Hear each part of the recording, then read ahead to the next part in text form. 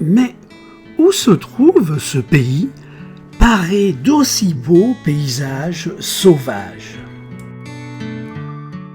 Pour le trouver, il faut prendre plein sud. Et ce n'est pas direct. Nous aurons donc une escale de 4 heures à Addis Abeba, en Éthiopie.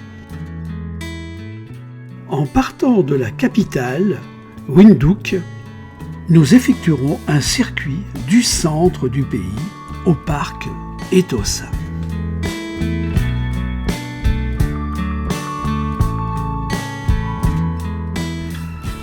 Avec 2,5 millions d'habitants sur une surface égale à 1,5 fois la France, la Namibie est un des pays les moins peuplés du monde.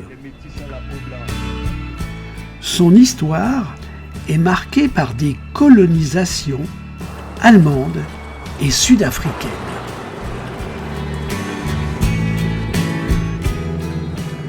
Resté peu de temps dans la capitale, nous roulons maintenant plein sud.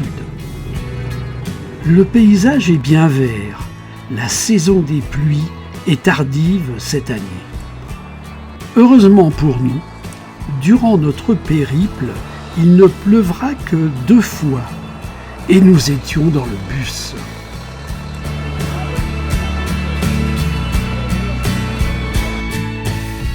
« 250 km nous séparent de notre hôtel à Marienthal. Cela fait 22 heures que nous voyageons. Notre lit sera le bienvenu.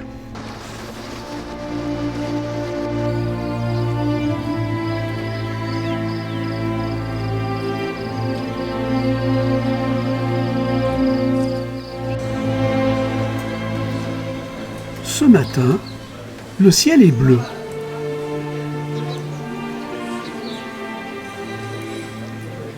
Urunga, notre sympathique chauffeur, nous emmène vers l'ouest, sur une route pour l'instant bien goudronnée.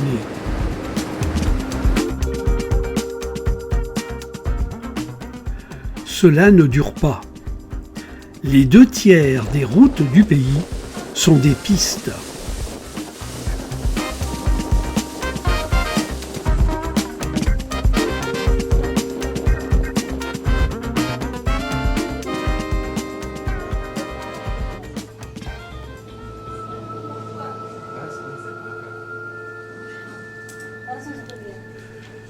Une pause dans un lodge avant de partir à la découverte dans le bush.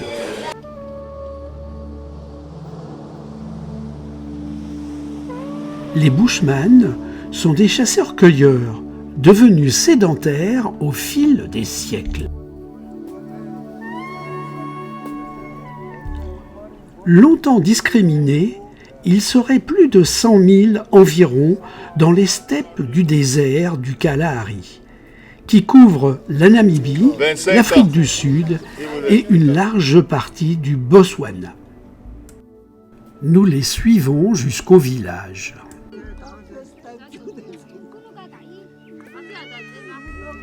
Ils sont particulièrement reconnus pour leur langue, qui comporte des clics et qui sont en fait des claquements de langue.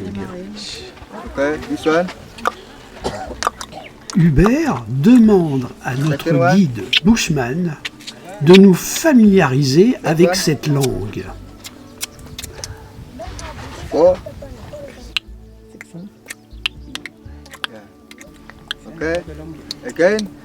Nous voir répéter l'amuse d'ailleurs beaucoup.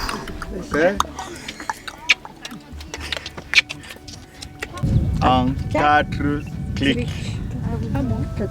Écoutez très bien, il n'y a que 4 clics dans tout le langage qui parle. Et le langage, soit c'est avant une phrase, soit après une phrase. Donc il y a 2 clics là-dedans. You can have 4 clics. I can have a sentence now with all the 4. Ouais. Mais going,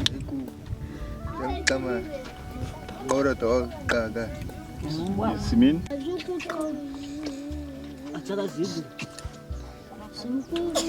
Puis là, ce sont les filles avec leurs enfants, aux fils. Repoussés vers les terres les plus ingrates, les Bushmen sont les plus anciens habitants de l'Afrique australe, où ils vivent depuis au moins 40 000 ans. Je vais juste prendre.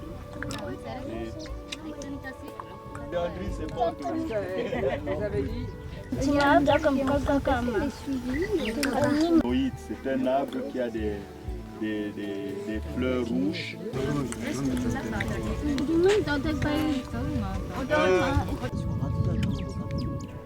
Les hommes nous expliquent, dans leur langue, comment ils ont pu subvenir dans le bush.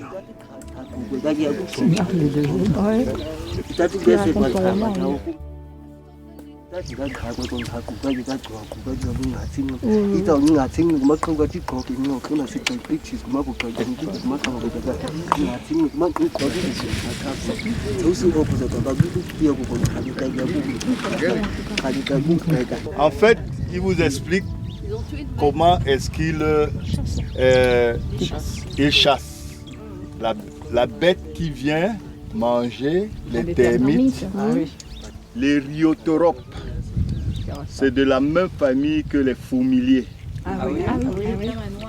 Il vient, il creuse la termitière, il envoie la langue, les termites collent sur la langue. Toutes les termites se collent sur la langue et ils avalent. En fin de compte, c'est l'eurythérope qui sera mangé.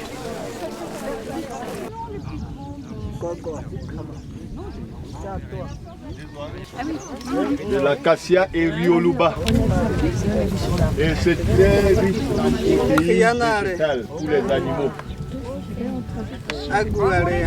Pour les animaux, ils mangent, non, parce que c'est... Et puis à l'intérieur, il y a des graines.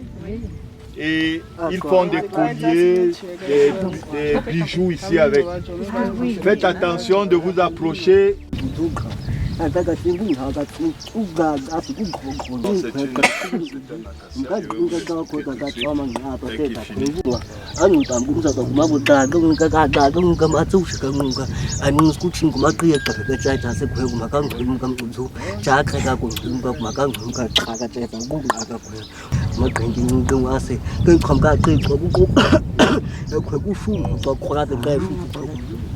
Ils enlèvent, ils prennent l'écorce, ils font bouillir et ils boivent pour se traiter contre la toux, la tourista. Ouais. Sous cet acacia, parce qu'il y a des fruits à une certaine période de l'année où les outades, coris viennent cueillir ces fruits pour manger. Et puis, ils mettent des pièges, ils attrapent les outades.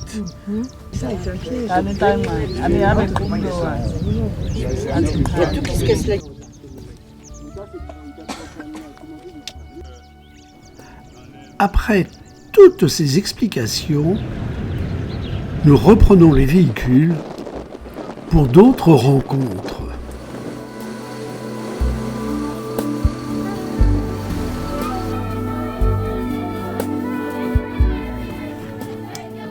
Une chorale de jeunes Nama nous rejoint au restaurant.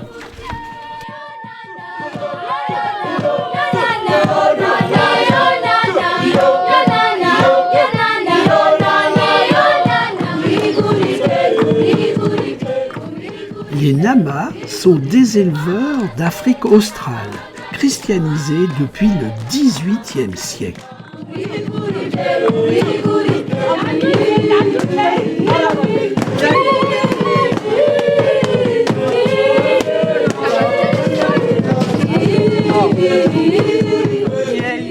La vie n'était pas facile pour eux. Alors, pour confectionner ces jolies robes, ils réunissaient ces tissus. Ouais. C'est de là où est venue cette robe traditionnelle.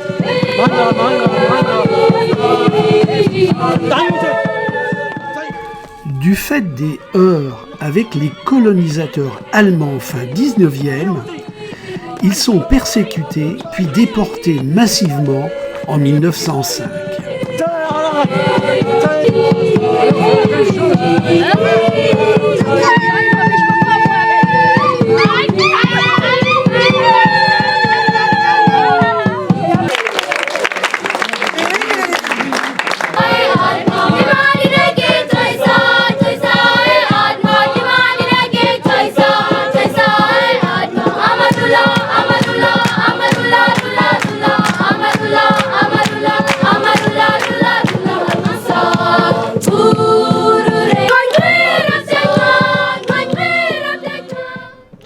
Le 21 mars 1990, la Namibie devient indépendante. Alors là, ils vont chanter l'hymne national de la Namibie. Tout le monde debout.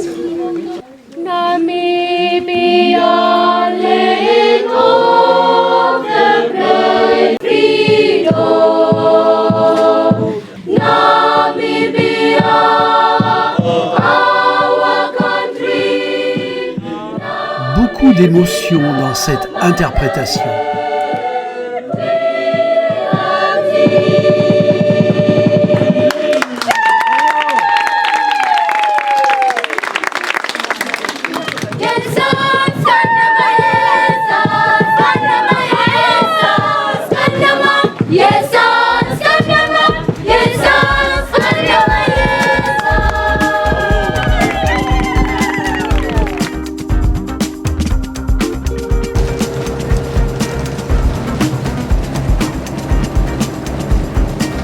Nous reprenons la piste en direction de la petite chaîne de montagne du Tarizon. Et lorsqu'on va traverser le col, on va aller tout doucement.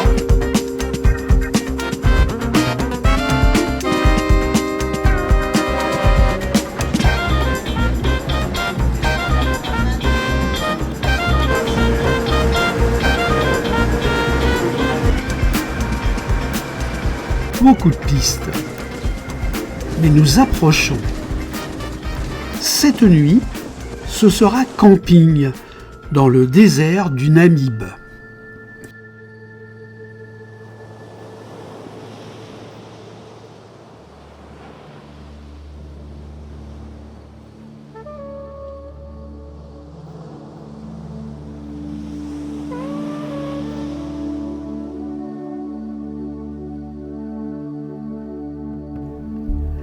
C'est l'heure de goûter au champagne sud-africain. Irunga s'active avant le coucher du soleil.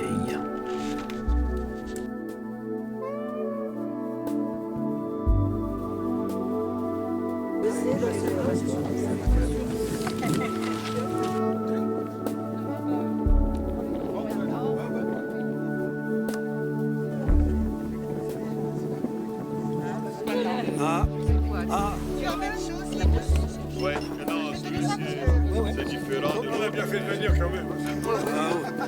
C'est du vin.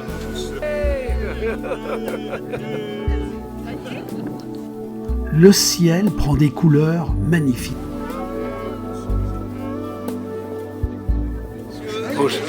Santé.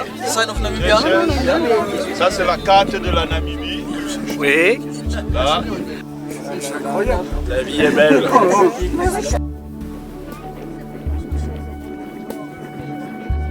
Celui-là, tu sais, hein. Ah là là.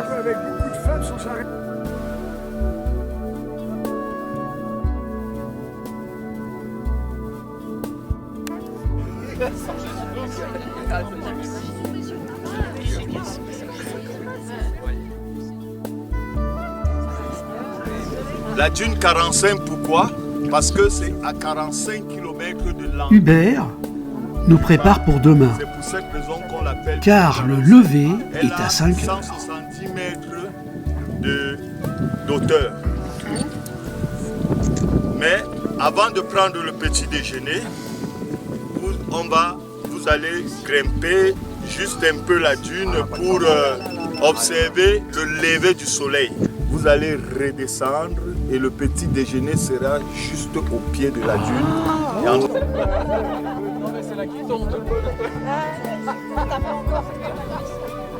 Au dîner, grillade de steak d'oryx, escalope de koudou et vin sud-africain. Elle va me bourrer, elle veut me bourrer. Tant pis pour toi, je vais faire. Tu voulais un moment que je dors.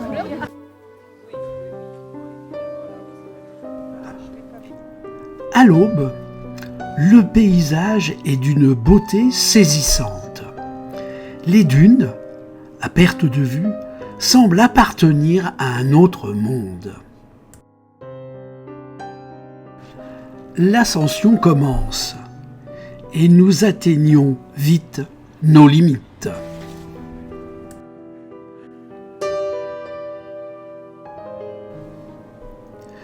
En bas, le camion cuisine, installe et prépare le petit déjeuner dans un décor de couleur ocre.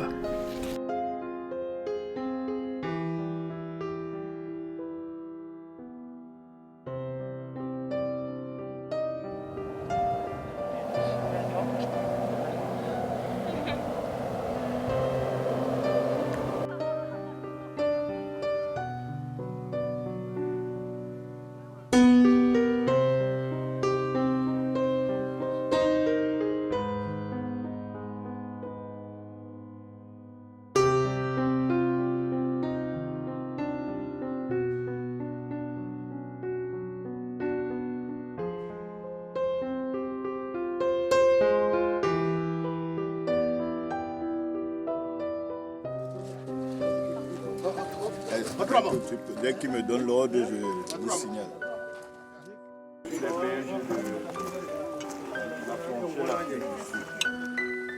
Des stades victoires.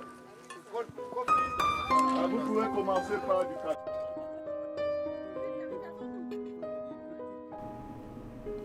Le café dans ce décor a un autre goût.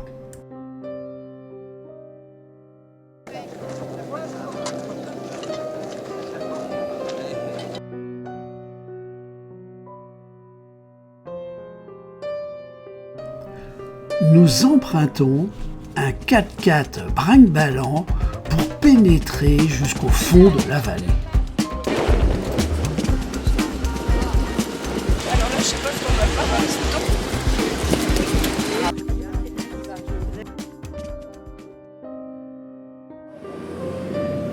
Il y a un très bel oiseau.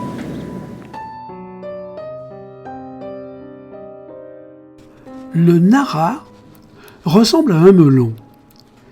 Ses racines s'enfoncent profondément dans le sable.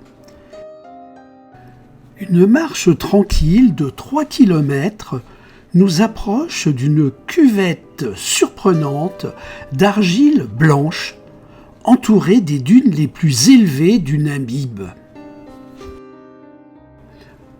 Cette cuvette s'est formée lorsque des inondations ont détourné la rivière, créant un marais, permettant à des acacias du désert d'y pousser.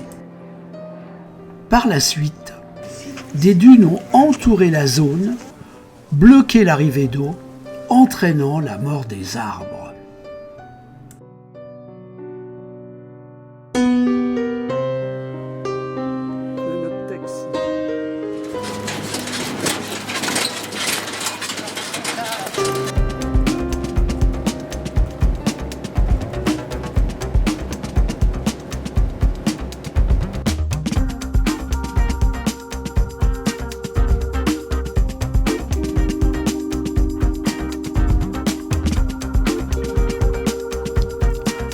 Dans la vallée, nous observons nos premiers oryx.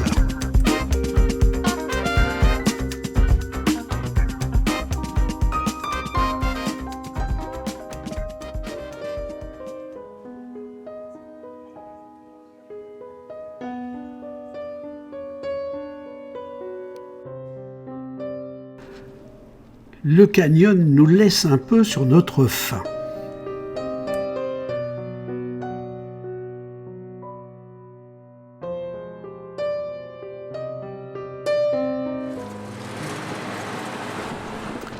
Route vers notre lodge, bien placée, en pleine nature, au milieu des rochers.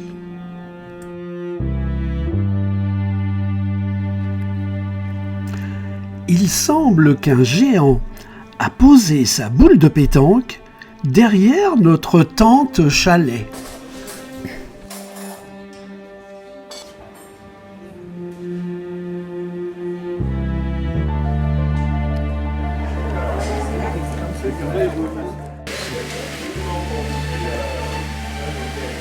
J'ai beaucoup aimé la cuisine de cette dame.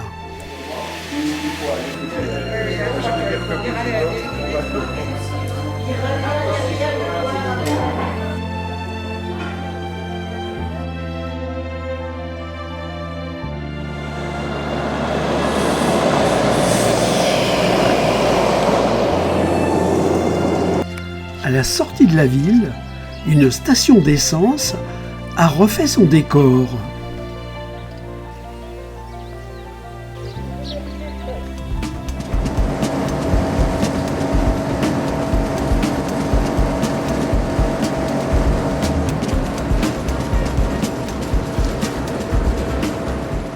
Cette portion de route cahoteuse nous mènera tout doucement vers l'océan Atlantique. Un arrêt devant cette plante très toxique qui arrive à survivre dans les zones arides. Au loin, une autruche se sauve avec ses 5 petits.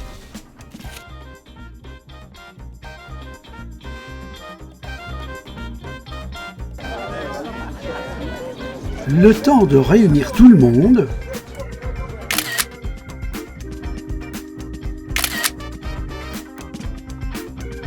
La saison des pluies a donné des précipitations abondantes cette année. Le paysage est bien vert et l'eau est abondante.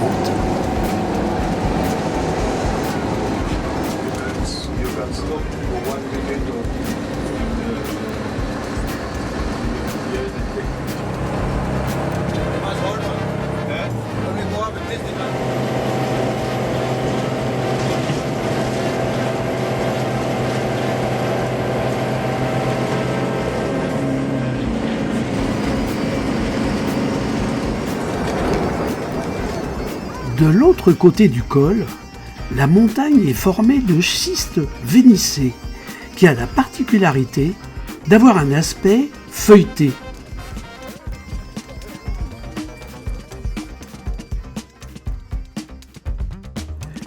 Les criquets de Namibie sont énormes.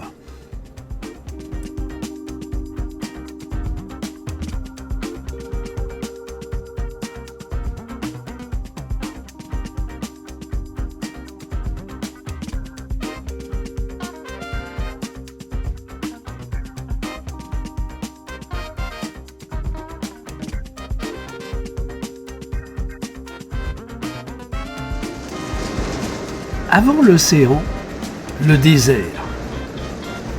Le sel se dépose sur les sols. Plus rien ne pousse.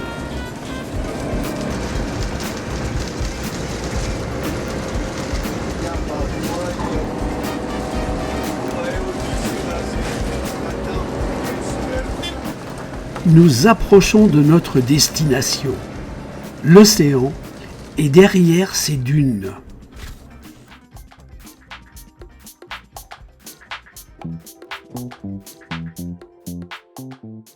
Entre les rouleaux de l'Atlantique et le désert du Namib, la ville est une étape tout indiquée. On se croirait plutôt dans une ville balnéaire de la mer du Nord ou de la Baltique, transplantée sur le continent africain.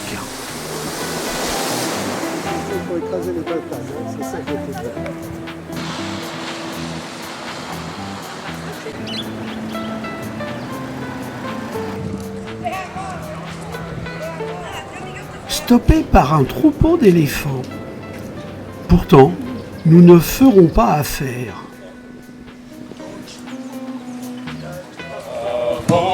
C'est les chiens pour la rébellion. Ouais.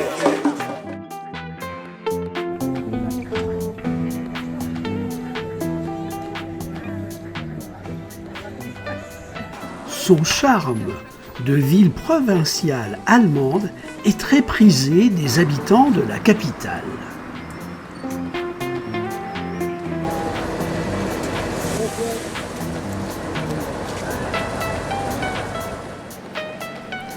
Swakopmund demeura l'unique port allemand au début du XXe siècle.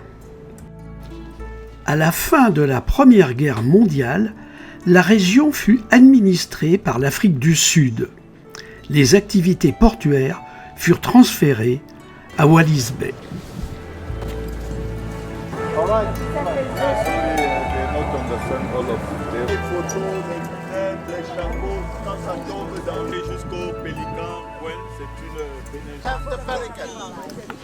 Nous embarquons sur un catamaran pour découvrir la baie.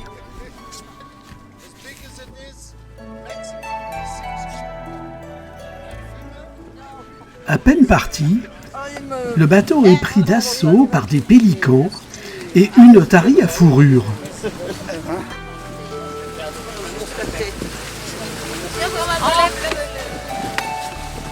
Dis d'enlever le truc pour qu'elle tire ton sac pour qu'elle vienne ici.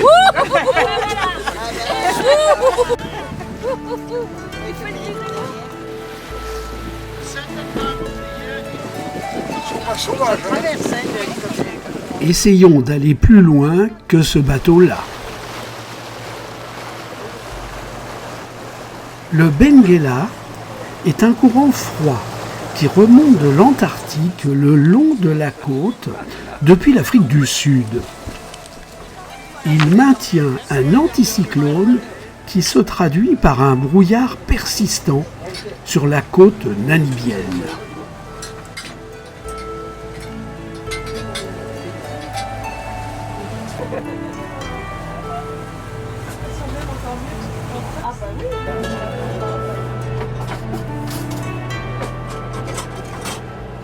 Il est installé là depuis le départ.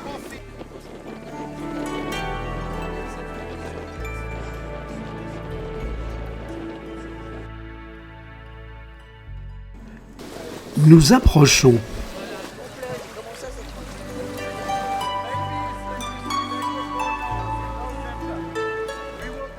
Le Cap héberge une importante colonie d'otaries à fourrure. Et avec le Cap Cross, un peu plus au nord, c'est l'une des plus grandes réserves d'otaries du monde. En décembre, en période de reproduction, on en compte plusieurs milliers. Ce qui n'est pas sans poser des problèmes avec les pêcheurs de la région.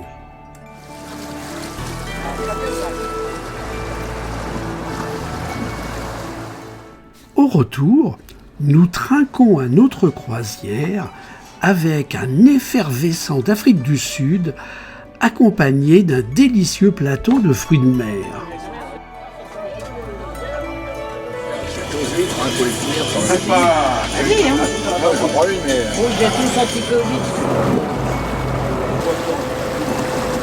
Nous sommes suivis.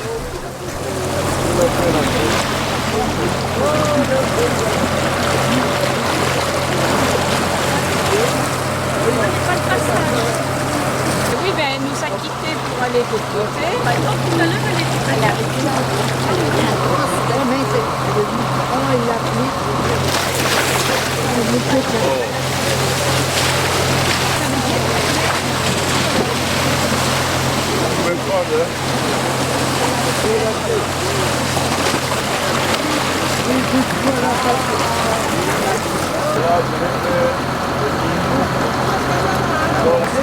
C'est le ciel.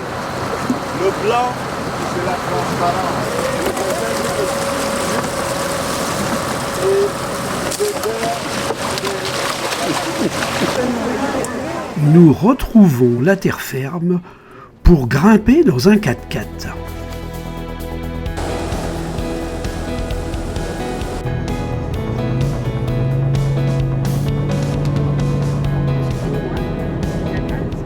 Direction plein sud, le long du lagon.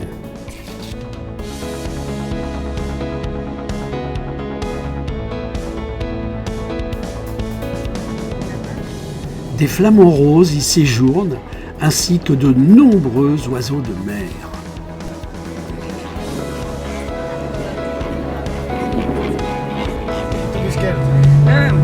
Today is only my first day.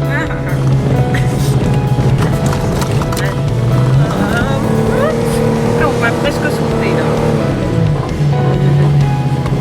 Easy. Beautiful view.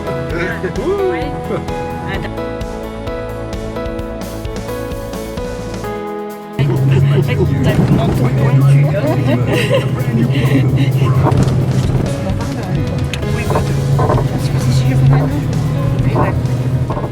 Nous pénétrons dans les dunes du bord de mer. C'est dommage, le ciel est bien gris.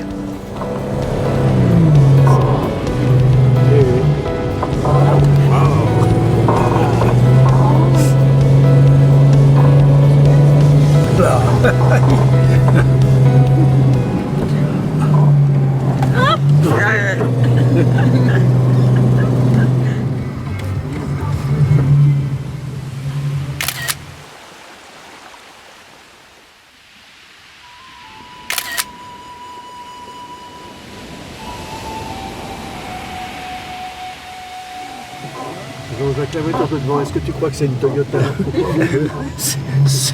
C'est une Toyota femelle. J'ai bien vu sous le pot d'échappement. Oula. Ouais, oui.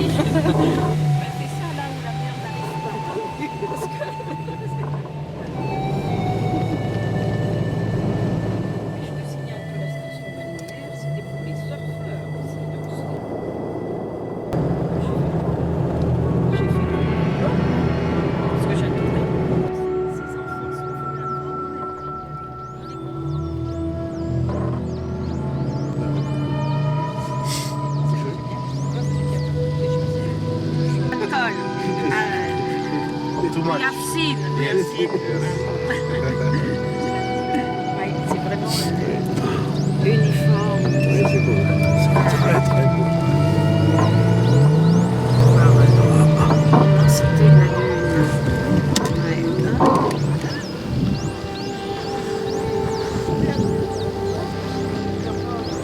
C'est grandiose. Ça descend direct.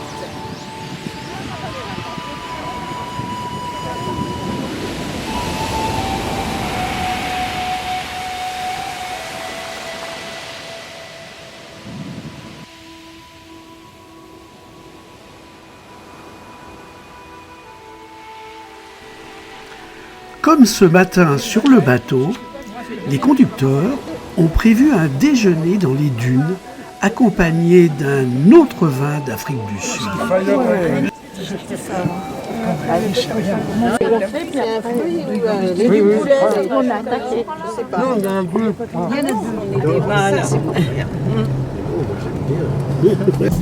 Attention.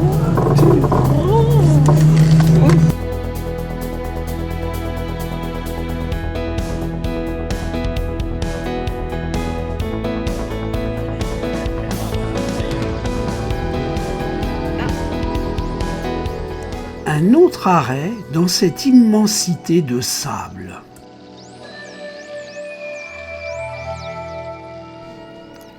Au pied de la dune, des impalas recherchent un peu de verdure.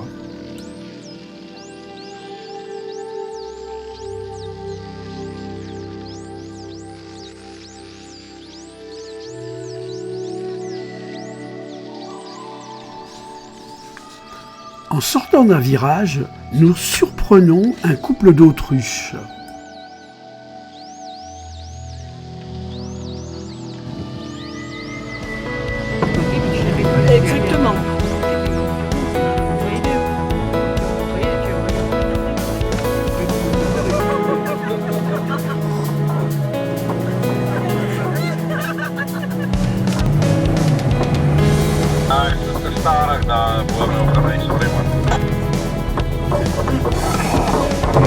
Language, Afrikaner?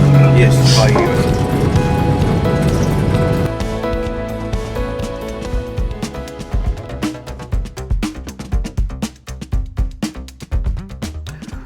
Aujourd'hui, nous longeons la côte vers le nord.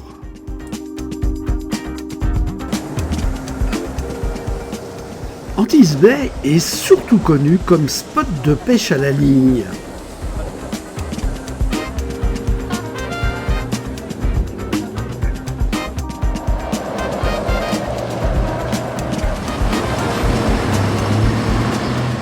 Les voitures sont équipées pour le transport des cannes à pêche.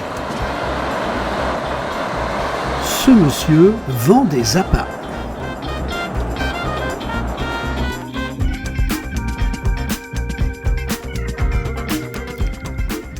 C'est bien la bonne direction.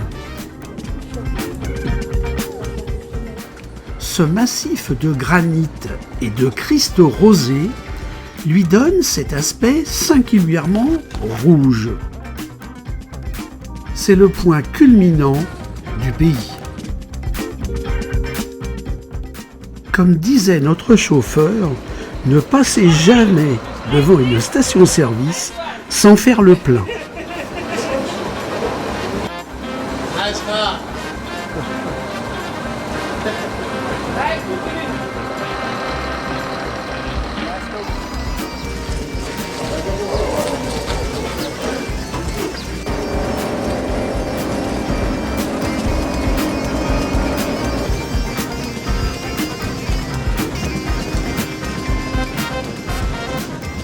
La piste est difficile.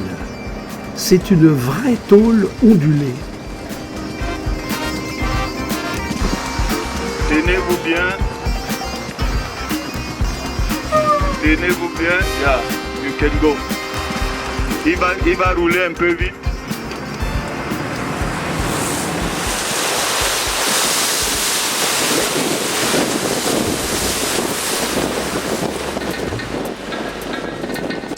Les Herero, originaires d'Afrique centrale, comme les autres peuples de Namibie, furent pourchassés par les colons allemands au début du XXe siècle.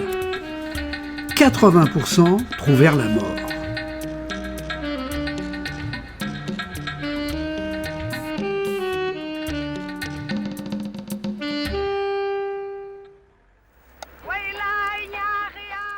Là, il s'agit d'une femme Imba. Les femmes Herero portent plusieurs jupons associés à une coiffe en forme de corne.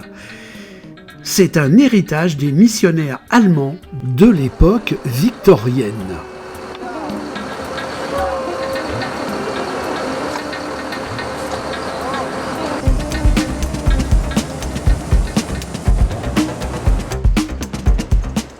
C'est une longue étape de 400 km. Heureusement, les paysages sont variés. Au total, nous cumulerons presque 3000 km dans cet immense pays.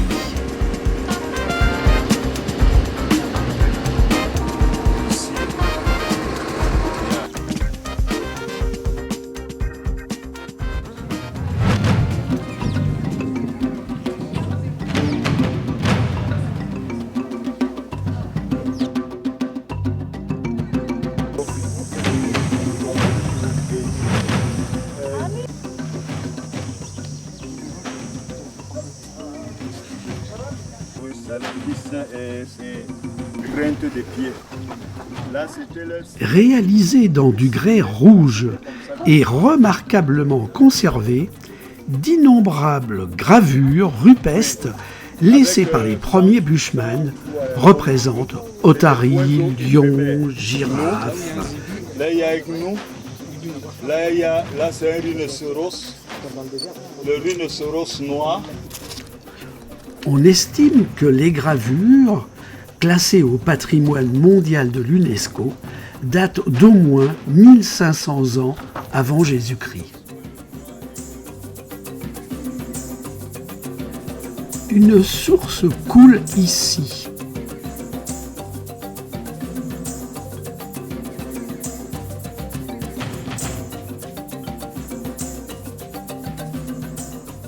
L'accès du site est difficile et le soleil tape fort. Ouais.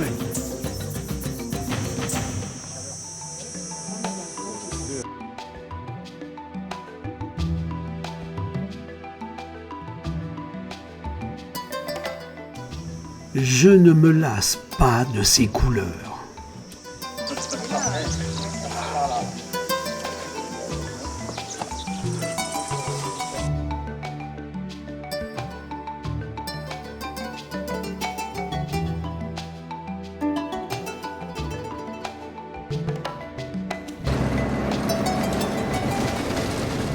À quelques kilomètres de là, des arbres de la famille des pins furent recouverts par des centaines de mètres de sédiments.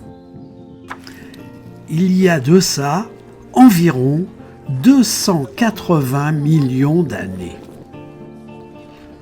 Sous les sédiments, le bois a été pétrifié. Les matières organiques ont été remplacées par la silice au cours du temps. L'érosion a fait réapparaître les troncs à la lumière. Sur le site pousse également une plante rare qui vient du fond des âges. Elle croît lentement. La première floraison apparaît au bout de 20 ans au minimum. Les spécimens de taille moyenne ont au moins 800 ans.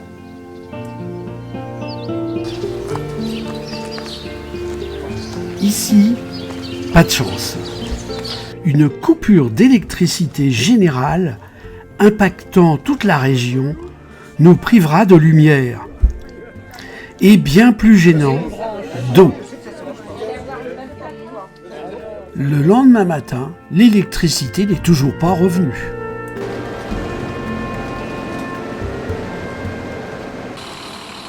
Toujours penser au carburant.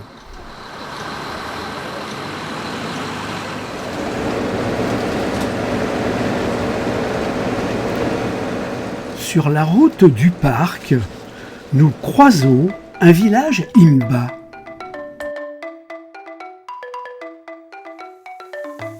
Leur campement est formé d'un ensemble de petites cases coniques disposées autour d'un enclos pour le bétail.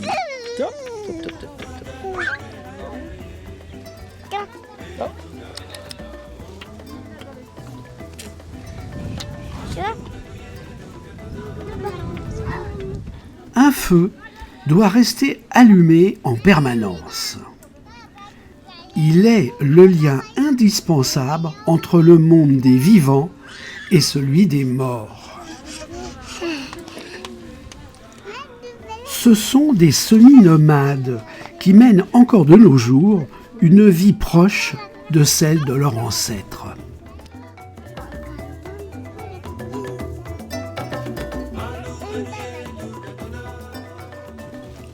Les femmes s'enduisent le corps d'un mélange odorant de beurre, d'ocre et d'herbe.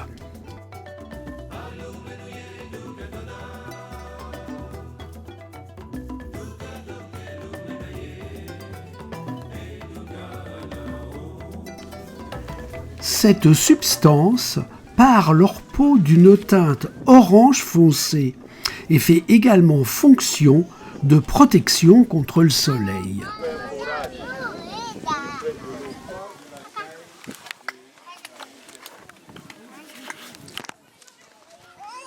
Tout le monde qui veut s'interdire va s'interdire.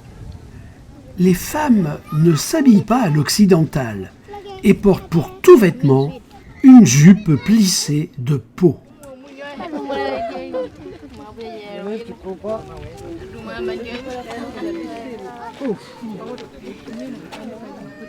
Ce mélange de beurre, d'ocre et d'herbe est également appliqué sur leurs cheveux tressés, leur donnant l'aspect de dreadlock. Non, c'est pas possible.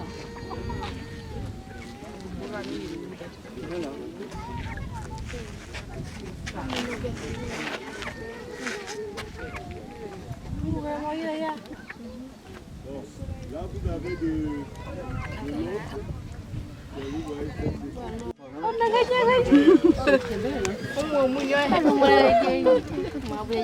Tu prends pas?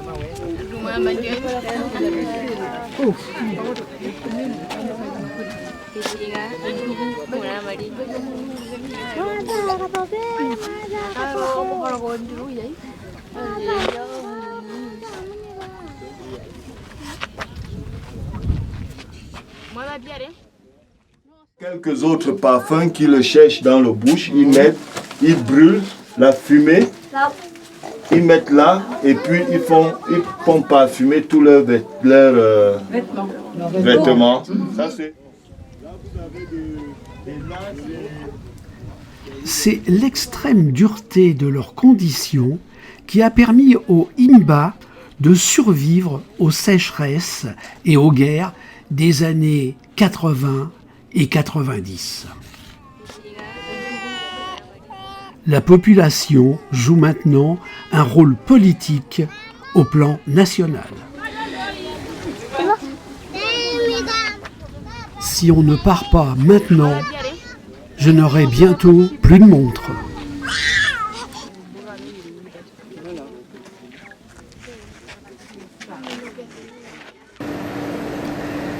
Déclaré comme réserve animalière dès 1907, le parc d'Etosha s'étire sur 350 km d'est en ouest.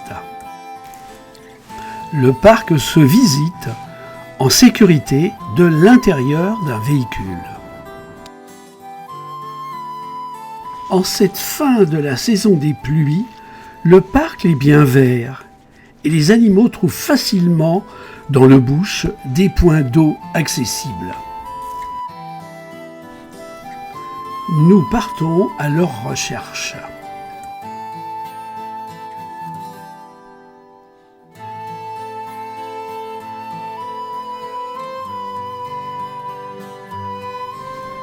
Plus de 100 espèces de mammifères ainsi que plus de 300 espèces d'oiseaux vivent ici.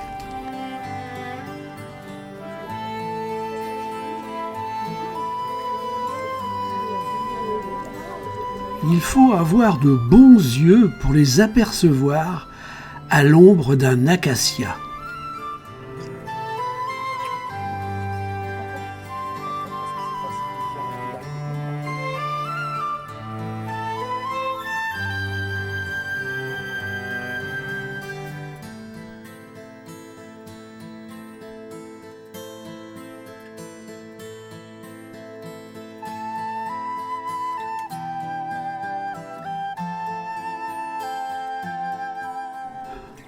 Laissons-nous porter par les hasards de la découverte.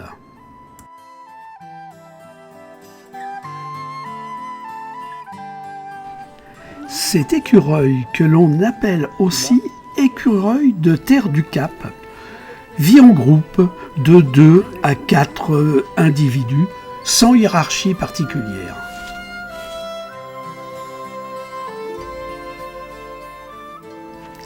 Fin et délicat, c'est un animal vif et farouche.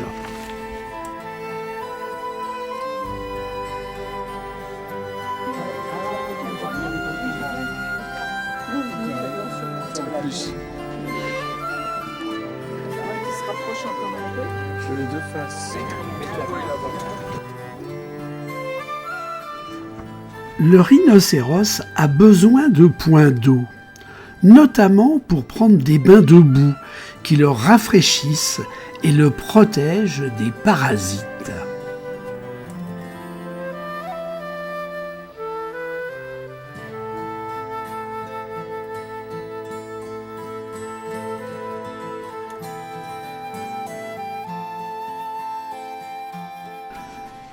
Les outardes sont silencieuses et peu craintives.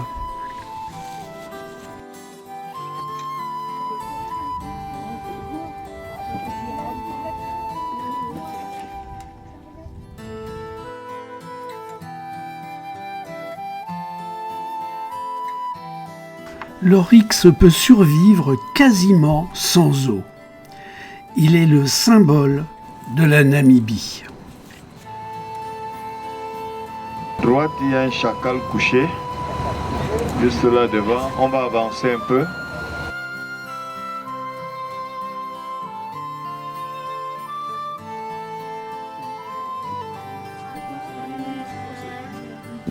Souvent appelée gazelle sauteuse, elle peut atteindre 90 km/h et effectuer des sauts spectaculaires.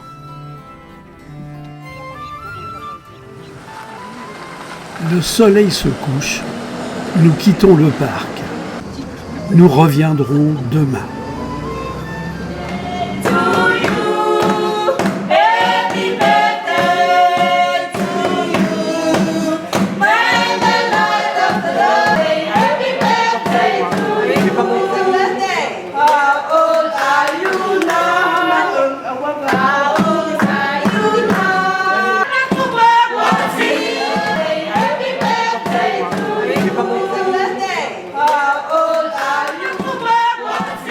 Quel bel anniversaire!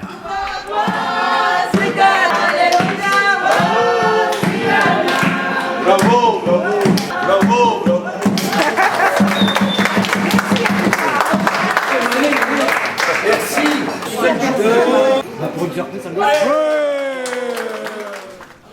Après cet anniversaire mémorable, nous regagnons le parc, les cheveux au vent.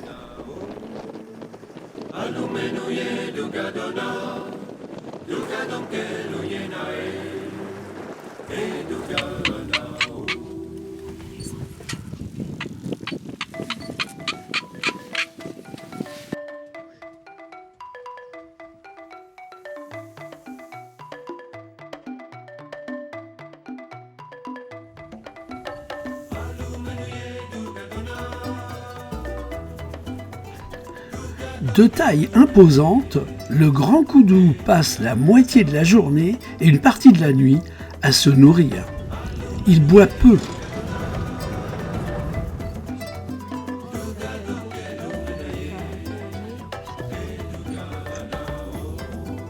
Ils sont très rapides.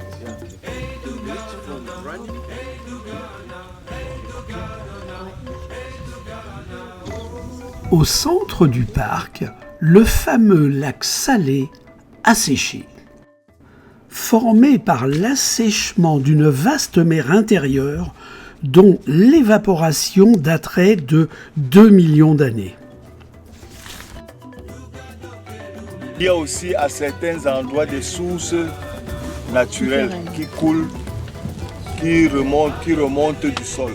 Aujourd'hui, cela forme une vaste dépression d'argile blanchâtre à cause du calcaire.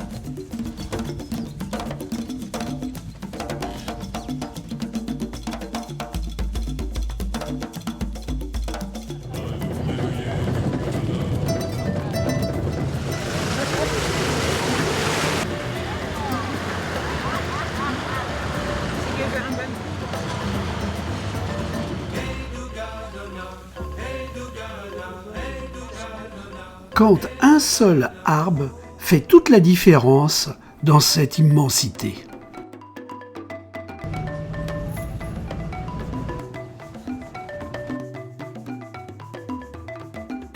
Elle s'adapte très bien au milieu désertique.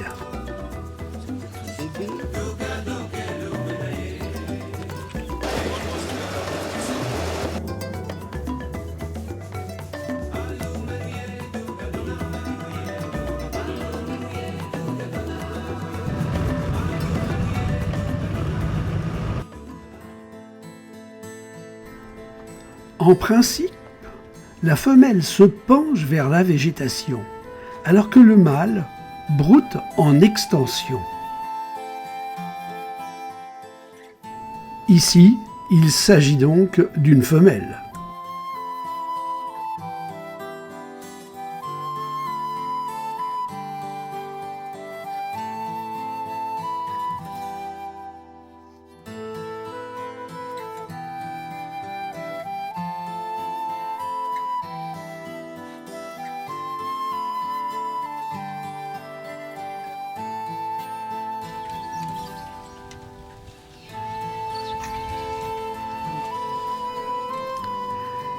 L'espèce est remarquable par des nids collectifs habités à l'année et peut être construit par des centaines d'oiseaux.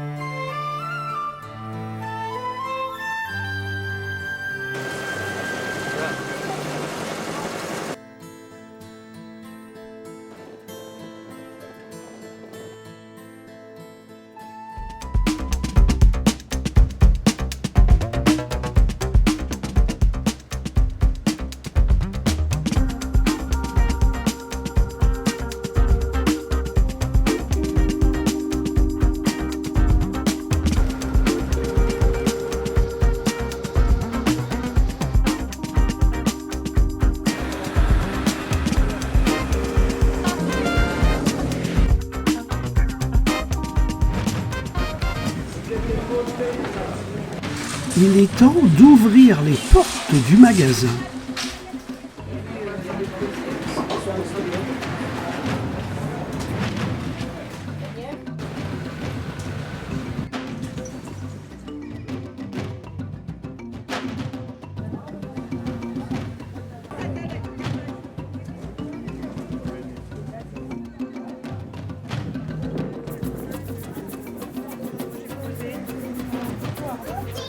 Oui, oui.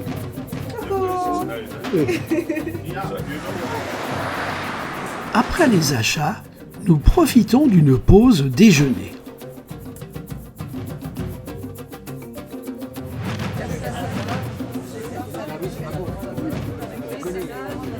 Nous repartons vers Windhoek.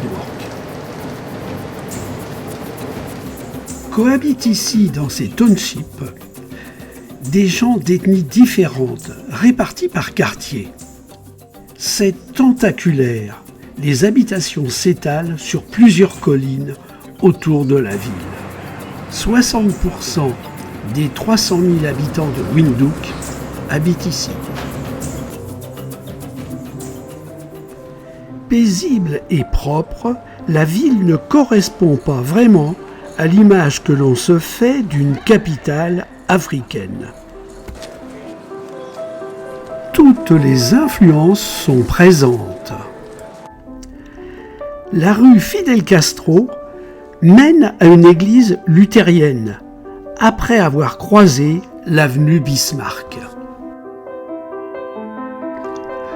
Notre tour de ville sera rapide, car notre repas d'adieu à la Namibie nous attend.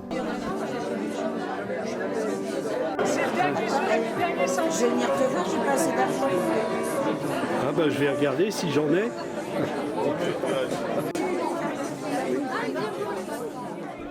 Demain, c'est le retour. Oh là là.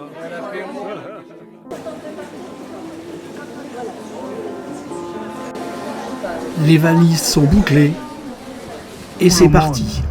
Un bon retour au Bercail, que vous continuez à faire des voyages jusqu'au dernier souffle. Et je vais garder aussi un très bon souvenir parce que on s'est bien amusé, il y a eu plein de trucs qui se sont passés, mais ça a été bien géré. Je vous remercie et bon voyage à tous.